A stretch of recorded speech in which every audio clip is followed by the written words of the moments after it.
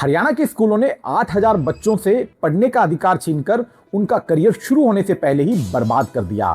2009 में right to education का अधिकार बच्चों को दिया गया था, जहां पर रूल ये बनाया गया था कि प्राइवेट स्कूलों को 25% सीट इकोनॉमिक वीकर सेक्शन के बच्चों को फ्री में देनी होगी और इसका पैसा सरकार उन स्कूलों को खुद देगी। जब किसी बच्चे को प्राइवेट स्कूल में एडमिशन मिलता है तो एक सिंपल सा काम स्कूलों को करना होता है। उन्हें गवर्नमेंट के पोर्टल पे जाकर अपडेट करना होता है कि किन बच्चों को उन्होंने एडमिशन दिया है। इसकी डेडलाइन थी 11 जुलाई 2025। डेडलाइन आई, लेकिन 2800 से ज्यादा स्कूलों ने पोर्टल पे अपडेट ही नहीं किया।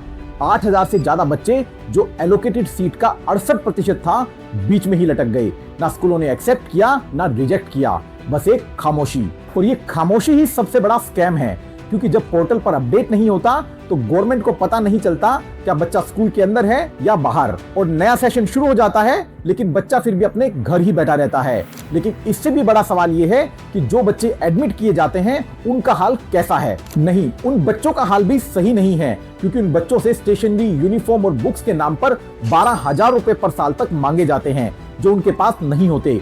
प्राइवेट पब्लिशर्स की बुक दी जाती है, जबकि एनसीईआरटी की बुक 700 से 800 रुपए में मिलती है। और जो पेरेंट्स ये पैसा नहीं दे पाते, उन बच्चों को मेंटली टॉर्चर किया जाता है। मिड सेशन में ही उन बच्चों का नाम काट दिया जाता है। फ्री एजुकेशन के नाम पर ढोंग किया जाता है। और इन स्कूलों का स्कैम यहीं तक नहीं रुकता है।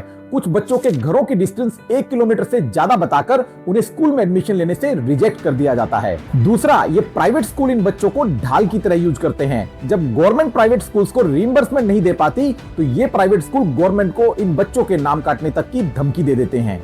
बहुत सारे प्राइवेट स्कूल्स कुछ ऐसे हिडन चार्जेस लगाती हैं ताकि ये इकोनॉमिक वीकर सेक्शन के बच्चे खुद ही स्कूल छोड़कर चले जाएं और वो सीटें प्राइवेट स्कूल दूसरे बच्चों को बेच पाएं। और इसका नतीजा सीधा मिनिस्ट्री ऑफ एजुकेशन की रिपोर्ट में दिखता है, जहां पर हरियाणा की एजुकेशन रेटिंग 8 से गिरकर 14वें नंबर पर आ गई, वो भी 1 साल में। और बढ़ती अनएम्प्लॉयमेंट हरियाणा में इसी तरह के प्राइवेट स्कूलों के स्कैम का सबसे बड़ा नतीजा है। इस वीडियो को ज्यादा से ज्यादा शेयर कीजिए ताकि उन बच्चों को भी पढ़ने का अधिकार मिल सके।